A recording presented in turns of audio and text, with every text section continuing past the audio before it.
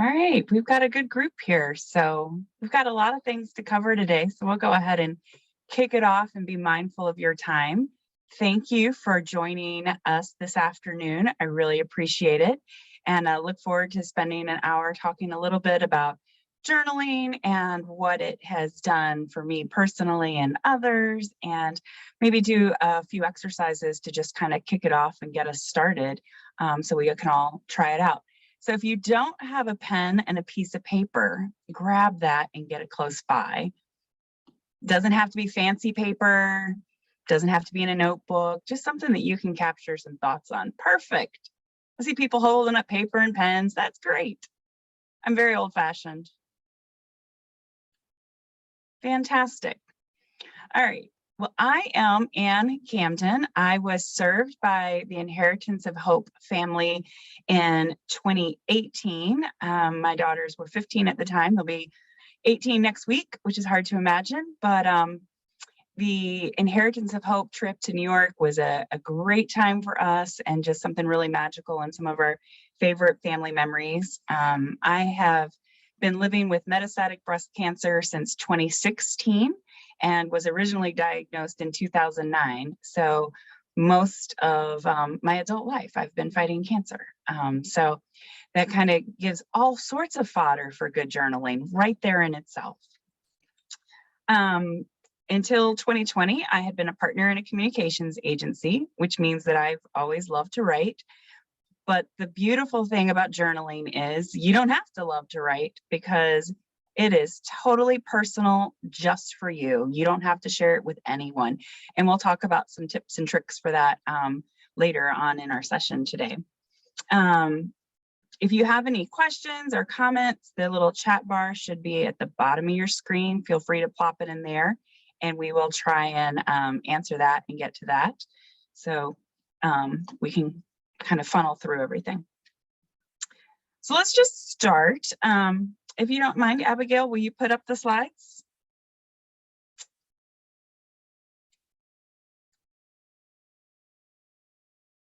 Terrific, thank you. I've got there, that's just my blog there on the bottom, which often my journaling is a catalyst for what ends up on the blog from time to time, and where I kind of look at some of the pressures and questions that are facing me and my family as we go through life. So journaling is a little different than a diary. Journaling typically has more, it's more than a record of just your daily events or what's going on in your daily routine. It's more of an analysis of what's going on and how you feel about it, what's the repercussions. Maybe it's thinking out loud sometimes. I always call it thinking out loud on paper. But it's more introspective. It involves more of your emotional reactions to what happened and allows you that quiet space to stop and pause and think or reflect or flash forward to what's going on in your own life. So it's a great place to think about your personal life, your work, your volunteerism, your own health, your faith. There's a lot of different ways that journaling can be impacted there. And it's a great place to be able to share those fears and disappointments, pride, things that you're really excited about, things you want to capture. So if you'd hit the next slide for me. Thank you. I've got here just kind of a list of different types of journals. Although I've been journaling off and on since middle school, and some of those are really just horrendous to look back on and see what I actually captured. And you kind of wish maybe you'd captured something different back then. But it's just kind of a way to capture what's in your head.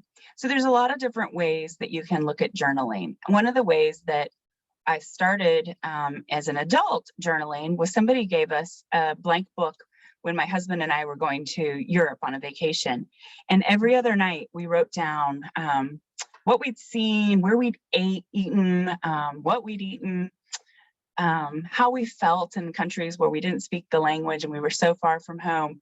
And every other night we alternated, we each wrote a page. And it's something that we've done for years on family vacations, where all four of us now journal and kind of capture what we did that day, how you felt about it, what you're doing the next day, what you're looking forward to. But it's always been our favorite souvenir from all of our trips. It's way better than the t-shirts or the magnets on the fridge, because it's something that's really personal and it's got our reaction to the places that we've been. Another way that people journal is a gratitude journal. And if you aren't familiar with Ann Voskamp, she's got a great 1000 Gifts book here. It's a devotional, but in the back of it, there are 1,000 lines on page after page after page of just things that you're grateful for. And it's a short little line. There's not a lot of space there. So some days I'm grateful for the way that fresh tomatoes taste in the summertime, or I'm grateful that my friend Joe dropped off a coffee for me this morning from Starbucks when I wasn't able to get out of bed, or I'm grateful that my kids do their own laundry now. It's whatever is meaningful to you. And it's a beautiful thing to look back through it and see, what you've been grateful for on various days, whether that's nature or food or healthcare or a significant other, or if a stranger sometimes. So prayer journals are also really a great way to just to capture things that are meaningful to you, or gratitude journal. A prayer journal is also another way to kind of explore your own faith. And if you're interested, if you go online and you Google prayer journals or scripture-based writing prompts, there's great ways to explore your own faith through journaling and writing that down in a prayer journal of sorts. So that's another way to look at it. Some people keep a notebook by their bed and they write down dream journals. I know on some of the medications that I've been over the years, that's been really interesting on the mornings that I can remember, and jot that down. So that's another way to, another type of journal. Nature, whether it's gardening or just watching out your own bedroom window or living room window of what's going on in the world around you, that can be a really beautiful way to journal as well, and just to capture and continue to build on, whether it's trees or flowers or animals nearby. Many people use food journals for dieting and health and to better control what's going into our own bodies. That's also another way to journal. There are apps out there that do the line a day, so that they kind of give you a prompt and you just write it in there and you type it in on your phone if you're, on a coffee break or waiting for the next load of laundry, or, waiting for the kids' school bus. There's a great way to just kind of capture very quickly just a line a day, which is also another great way to do things. Similar to the gratitude, you can do joy journals. That's another way to capture what's going on in your life without having to commit to page after page of material. And that's the beauty of journaling. You don't have to write a lot, you can write a little. It can be 3 or 4 words one day, and the next day it can be 3 or 4 pages. So it's up to you and what meets what's going on in your heart and your world right now. And then there's morning pages. There's an author out there called Julia Cameron who wrote a book called The Artist's Way. And it's a spiritual path to higher creativity. And it's a great book in that it encourages you to write for 15 minutes every morning. And there are prompts in there that help to kind of drive it home and help you look backwards, help you look forward. One of the exercises is a wish list of things you wish you could do or wish had happened. And other ways, it's looking back on the monsters in your life, the people maybe who told you couldn't do something. So it's a different way to explore what's going on inside of you and capture it all in these handy dandy journals that you can have for years and decades to come. So I think we can use the chat function for this. How many of you are already journaling, and what type of journals do you use? If you'd write that in the chat room, we'd love to see it and just to be able to share that today. Meanwhile, I'll tell you about my daughter, Grace, was able this year to do a program where she left North Carolina and they rode across the country. Thanks, Dina. Rode across the country on vans to national parks, national monuments, and so forth, But a part of this program were these teenagers, they weren't allowed to take phones. So they were required to bring a journal with them. And there were times where they weren't allowed to talk for 45 minutes or an hour. And for example, as they saw the Rocky Mountains for the first time, they were asked to have their journals out and to capture what that was like. The same with the Pacific Ocean. So there's a lot of different ways. I thought that was a great way to get teenagers to stop and pause and to really appreciate what's going on from them. So I see here a lot of people are doing, I used to journal a lot, but now it's harder. Let's see here. I've been journaling since my stem cell transplant. That's a great way to put a lot of anxiety on paper. Keeping journals for children. I've done that as well. Some years much better than others. Lots of different phases. Stacy, I can relate to that. I sometimes go for weeks without writing, and sometimes I write 2 or 3 times in one day. I've heard of Scribbles That Matter. I haven't used that. That looks good too, Sarah. And yeah, I think there's some great things here in the chat. It sounds like a lot of you are already doing some of the things. The line a day. Perfect. That is great. Well, you probably could teach this yourselves then, many of you, because I know it's just such a great resource for me personally. I know I use it a lot. I do try and do the morning pages, writing for 3 pages or 15 minutes every day, and it's about the fears of treatment. As I looked at quitting my job a few years ago, there was a ton of angst went into that as I journaled and thought through various scenarios and how would God provide for our family financially. And it became my best friend during some of these really hard parts, because that's where I can spill the most and start to see some insights and perspectives in what I've written and what I really think about things when I've taken the time to pause and reflect. It definitely helps me be more intentional. Abigail, if you'll hit the next slide. Thanks. So there are thousands of reasons to journal and different ways to do it, like we just talked about. Everybody who's on these calls today is really going through emotionally difficult things, and often year after year after year. And I think that writing about these stressful things and these events that we're going through really helps us to process it and to keep moving forward, maybe to give us a little bit of control back in our lives sometimes. There are more than 200 studies out there that show the positive effect of writing on mental health.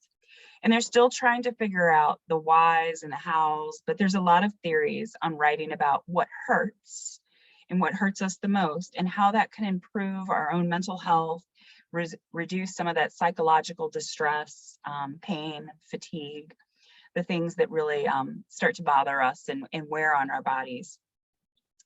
Wildfire magazine, it's a magazine for breast cancer patients. It's all self-written. Anybody can put in an article or submit an article. They recently shared a study from Vanderbilt University in Tennessee that they've discovered that there's something about naming our experiences, and they're doing some work on that. That as we name our experiences and give these issues and these traumatic events the words that it deserves, it helps us from either overinflating that experience or undervaluing it. And I think, we probably all have a tendency to do some of that. The words that we use help us to process our stories, what's happening to us real time, what's happened to us in the past, and how those words that, help us honestly evaluate the problem more clearly. So sometimes we can find a solution or be able to articulate what's on our hearts to those around us. It goes on to show and to talk about as reasons to journal and why it's so prevalent now in some of the counseling sessions and so forth. It helps to reduce a lot of these bottled up emotions. I know I personally, I keep a lot inside, and so it allows me that space to put on paper what I'm feeling, which it's safe, it's confidential, it's free, and it's accessible to everyone. I carry my journal with me a lot of times, and that helps me as well. It also gives us that self-awareness of how we're looking at things, and that different perspective. Sometimes it allows us to kind of hover above the page and to think about how we've captured something and how we've been able to keep it there. It also decreases some of our depression symptoms. So that anxiety, our thoughts on anxiety, our perceived and real stressors, what's what? Am I just thinking that's what's going to happen, or is that really what happened?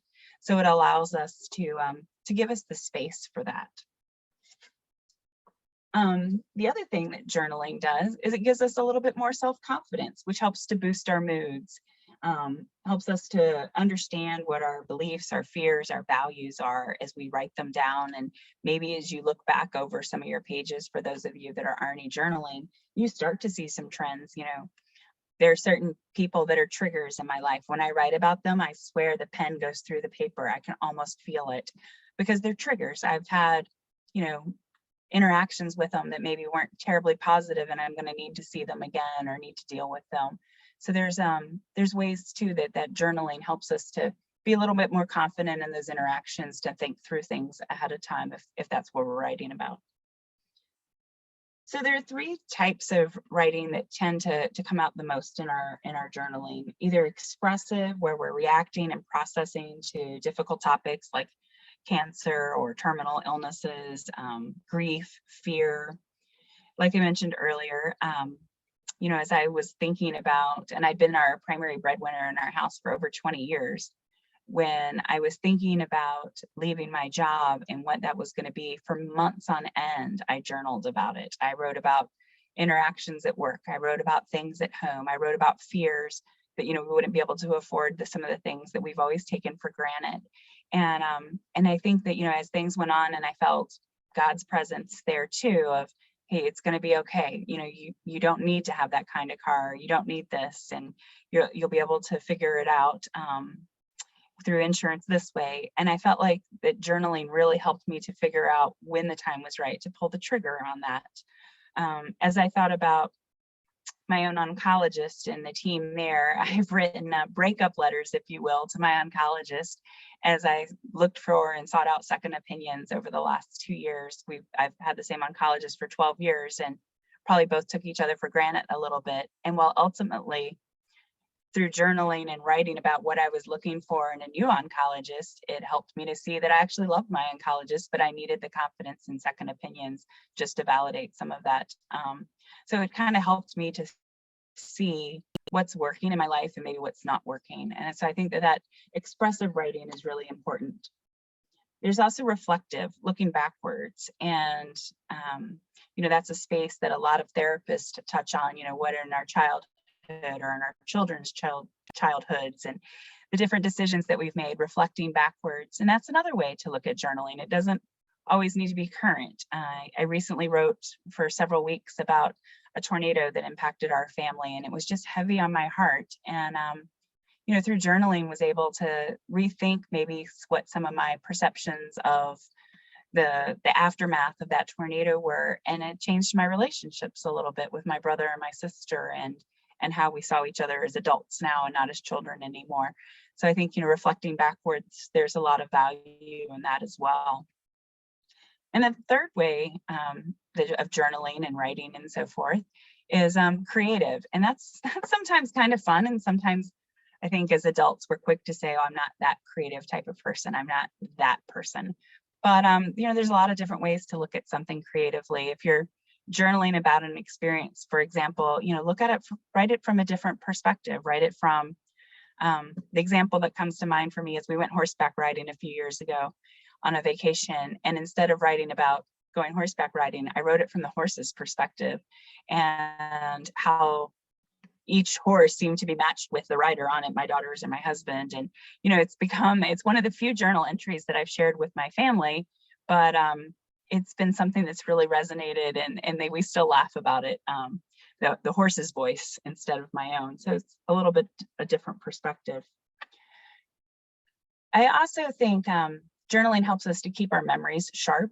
And I don't know about those of you on the phone, but I've had an awful lot of chemo, so it's hard to remember things that used to be able to take for granted. So to be able to keep memory sharp, to be able to write that down and make sure that, sometimes that's my prompt that I write from is, I really want to remember this in 2 years. I hope I never forget how this tasted or that smelled, and kind of bring in some of those senses so that there's different ways to trigger the memories later in life. So, and if you decide to share your journals, which we'll get to in a few minutes, that's another way to share those memories and to have it for others as well. So if you'll switch to the next slide for me. Thank you.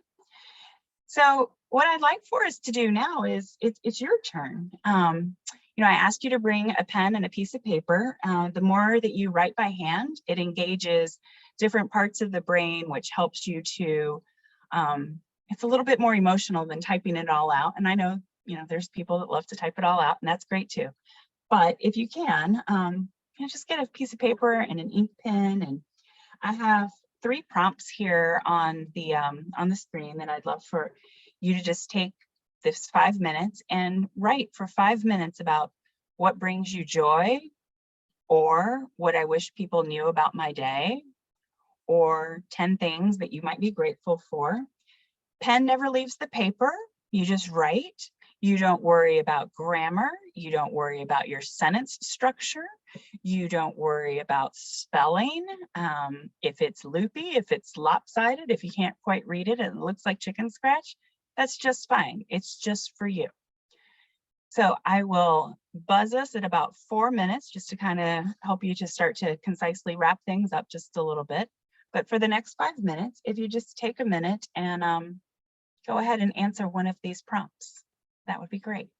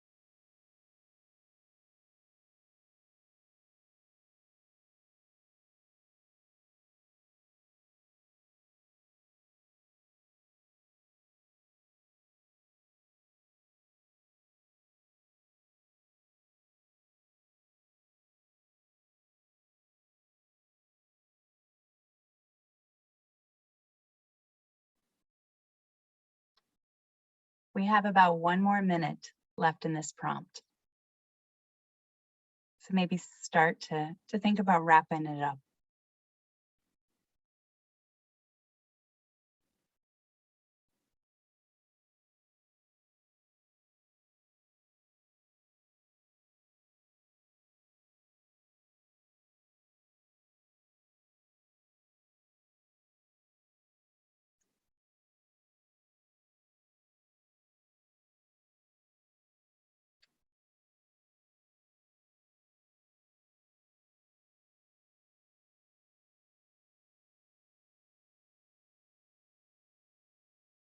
All right, as you're finishing up your final thoughts there, if you feel inclined and you don't mind sharing, maybe let us know how that felt in the chat box.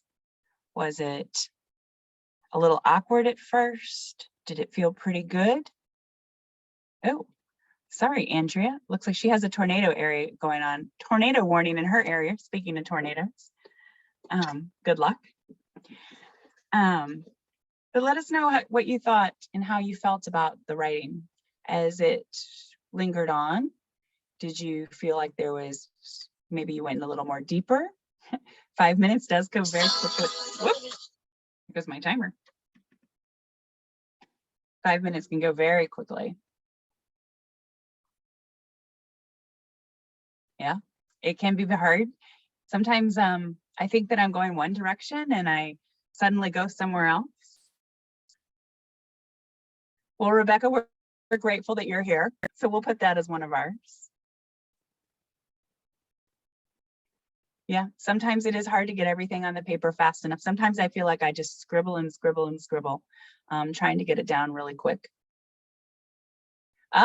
Takes you in a direction that you don't expect. I think that's what's the beautiful thing of having a set amount of time is, you know, sometimes you start by talking about the time you made cookies with your mother and you finish by talking about something, you know, that you said to a girlfriend or something that a doctor said, and it takes you in a totally different direction. And that's what's the beauty of journaling is when you give it that space and your time on the page, that it just allows you to look at things a little differently. Well, excellent. We're going to do another one in a few more minutes, but not enough room on my notepad. I feel you there. I fill probably 1 or 2 of these Moleskine books a year, and it kind of depends on what's going on in life.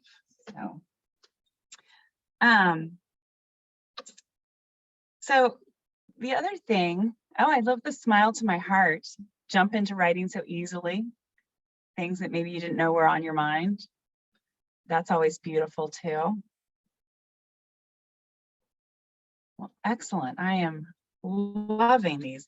Abigail, would you hit the next slide if you would? You know, I think that sometimes when we start writing in prompts that we sometimes think that it has to be all paragraphs. That's what we're taught in school. You know, everything needs to, you know, start at the beginning, end at the back.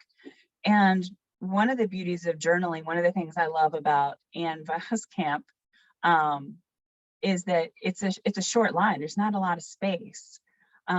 So you can be as short, and you know, it doesn't have to be a paragraph. You don't have to put a lot of thought into everything. But there's also other ways, and we tried to explore a little bit of that as we were talking before we did this first writing exercise, that maybe you could do a list. There were 10 things that you were grateful for. Sometimes that's a really clever way to think about things, is I'm just going to write a list. And I couldn't help but notice there's a lot of women in the group today, and women, I see women write a lot of lists. And so I think that, you know, there's something there, and just being able to list out, here's what I'm grateful for, here's what I'm worried about, here's, you know, it just kind of gives you a space to look at it that way. There's also a lot of beauty in using repetition and looking at your piece or your journaling and starting each paragraph with the same word or the same concept. Things I never knew I loved, and then, you know, kind of go from there and write about that for a few minutes and then start all over again. Things I never knew I loved. The sound of a kitten. and there's a black and white one, and it's doing this, and I really love it. Things I never knew I loved. The smell of bread baking, whatever it is that is triggering for you right then. They don't all have to be concise. They don't have to match it. It can be totally random. And yet there's a beauty in all of that too. It's just what's top of mind for you. Another one is just prompts. There are a ton of resources out there online. If you want to look for prompts of the day, there are prompts about joy, there are prompts about gratitude, there are prompts about spiritual, how to get your faith maybe a little bit deeper, so Bible-based prompts. There's a program that I often take advantage of called Wild Writing, and the woman reads a poem 3 days a week and sends it to us in a video, and there's a prompt in there from the lines of that poem, and we use that as our jump off spot and write for 15 minutes. So there's a lot of different ways that you can look at that. Some of the prompts that I've seen that have been really successful, especially in some of the support organizations like this, is, what I love about my body, what I really miss about my body, what reasons to log off and connect with my family, people that are really meaningful in my life. And just to be able to look at it that way, it's kind of a blend of a list and a prompt all at the same time there. And then another one that I use sometimes when I travel, especially, are my senses and trying to engage those. And I just do whatever comes to mind first, are 5 things that I can smell right now, 4 things that I can hear, 3 things that I can taste, 2 things that I can touch, and 1 thing that I forget which one I've missed, smell maybe. So there's just different ways, or see, different ways that you can kind of play with that, because it also kind of gives you a little bit of a different perspective on the world around you and just makes you pause. And I think that that's what's so beautiful about journaling, is it gives you the space to pause and still be productive in your own way, but at the same time, it's just that little bit of space for that. So before we jump into the next set of prompts, I thought I would read a poem, just because I think that sometimes there's real beauty in stopping there and looking at that.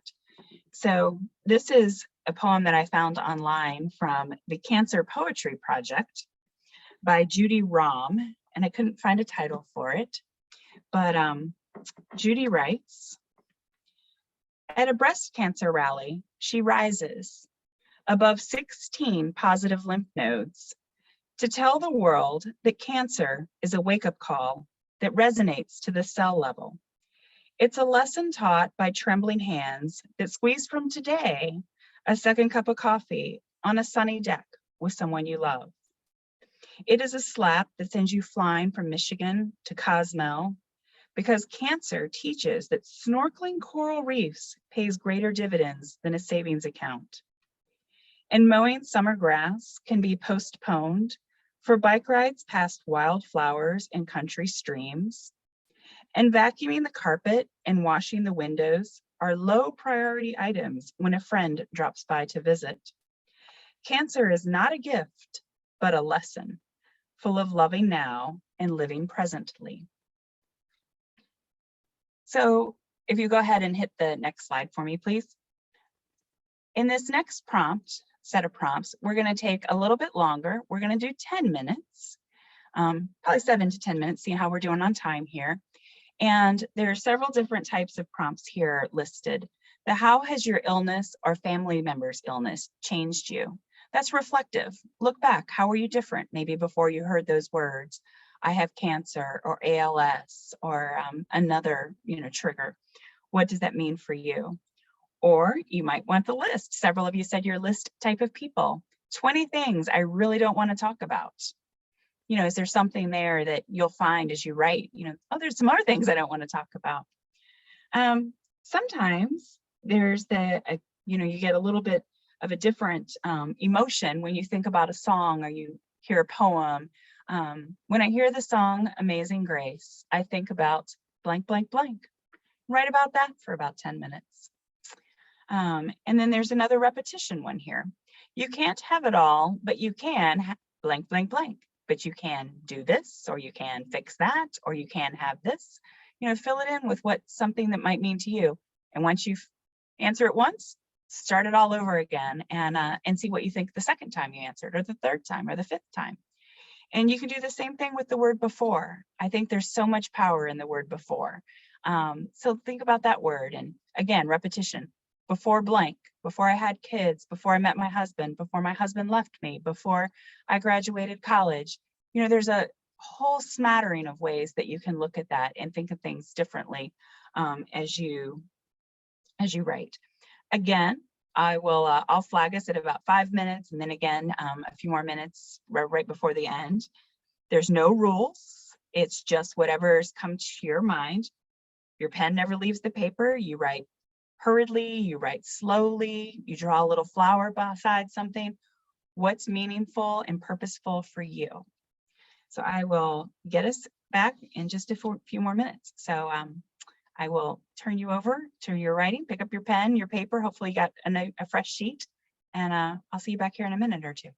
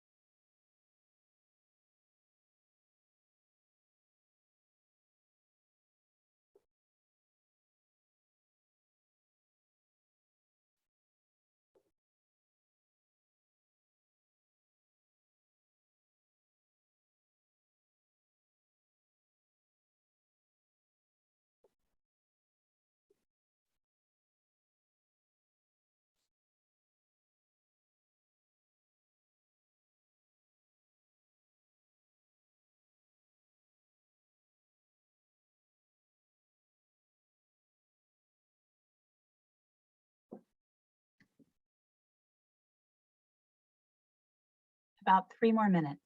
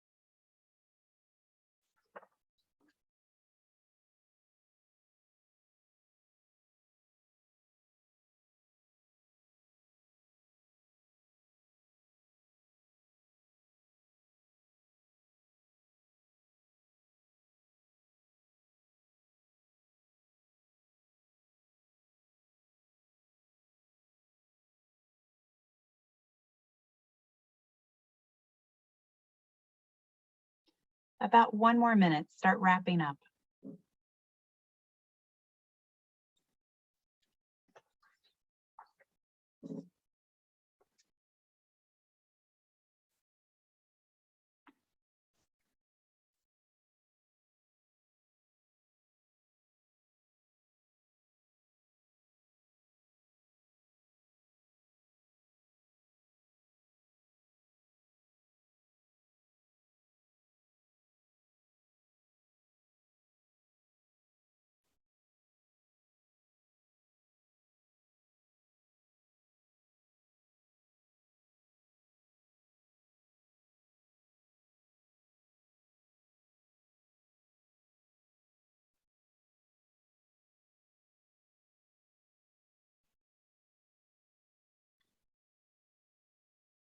All right, Rebecca or Abigail, would you hit the next slide, please? Rebecca already jumped the gun and kind of went ahead and shared that this one was a little bit easier for her, but maybe she got a little bit more reflective. I was going to ask, so how did you feel? Was this one easier? Since you'd already done a warm-up exercise, if you will? Did you go a little bit deeper? Was it a little bit more introspective this time? Oh, it was harder for Sonia, okay. I can see that too. They were harder questions.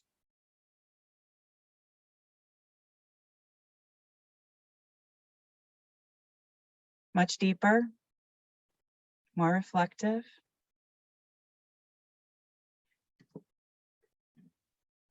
Yeah, I went deeper too. I started by writing about, I can't have it all, but I can have a pumpkin pie milkshake from Cookout with my best friend. And then I wrote for a little bit more about some other things that are going on. And it seems to transition back to, my twins are turning 18 next week, and I'm really struggling with that and how to celebrate. So I kept using that can't have it all, but you can have blah, blah, blah. And, thinking about different ways to celebrate, can give it your all. That's a great one, Jennifer. So that trying to wrap my head around meeting them where they are and being supportive and loving them exactly where they're at and not who I want them to be or what I want them to do to celebrate. So yeah, so it's a little insightful there too. Yeah, Angie's right. They did celebrate in New York City several years ago.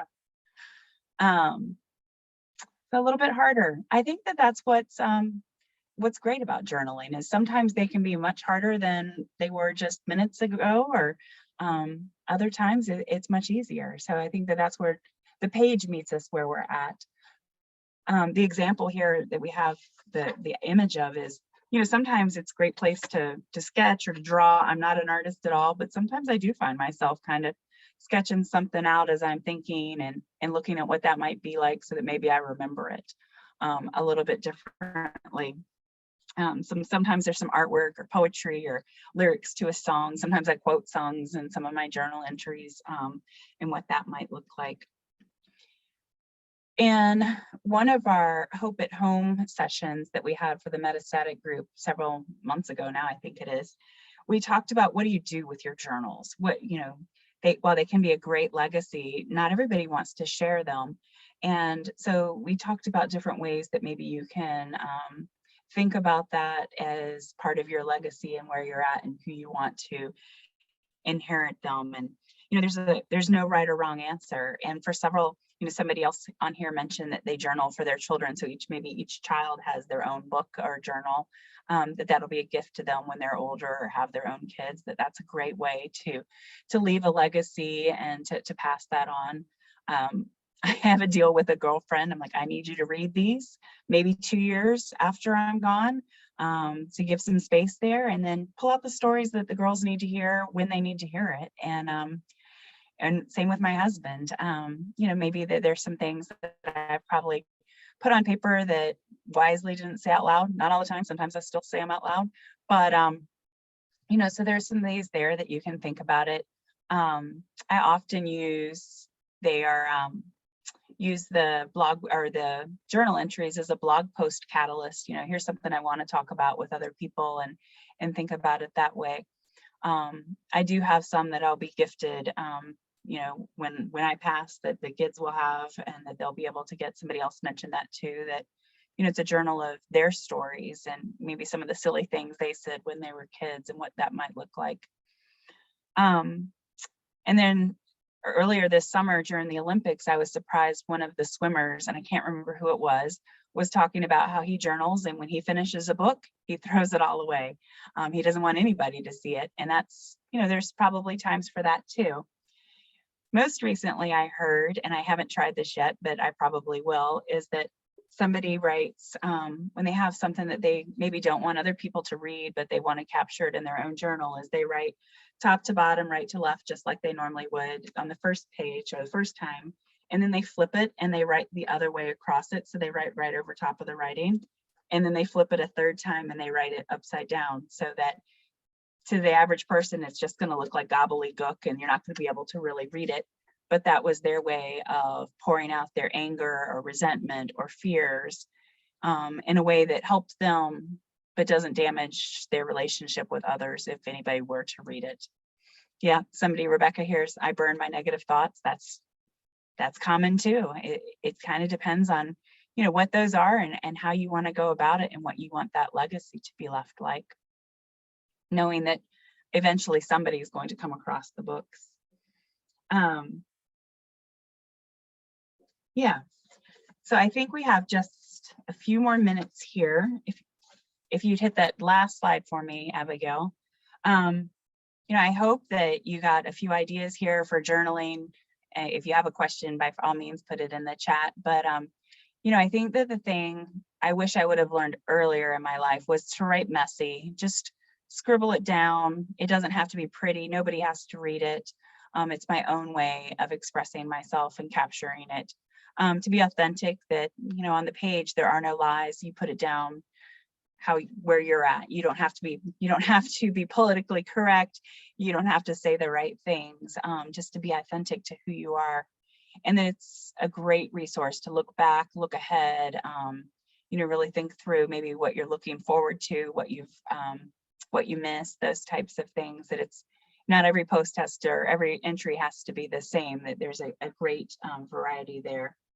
And I know I talked about it earlier, but sometimes my journal will get a little bit of dust on it, but for the most part, I try, and somebody else mentioned that they do a lot of lists, so do I. So I have a list for every day of what I need to get done, and there's always 3 things on it: worship, walk, because I need to get out in nature, and write. And if I can just find that 5 to 15 minutes to sit down and do 2 or 3 pages, that it just helps my head get into a better place. Earlier in the day is better for me, but whatever works for you. And on the day that you miss it, don't kill yourself over it. It's not that big a deal. Come back to it when it's right for you. It's going to be there. It doesn't go away. But it's really can be a beautiful thing to have as a resource to put your own thoughts and ideas on and be able to share that. So with that, I thank you all for attending and for engaging and for journaling. And I hope that you have time to do that in the future and that you enjoy the rest of the conference today. It's been a privilege to spend time with you this morning. And I hope to see some of you. If you're metastatic, I hope to see some of you in the Hope at Home programs on Wednesday nights. So have a great evening. Thanks.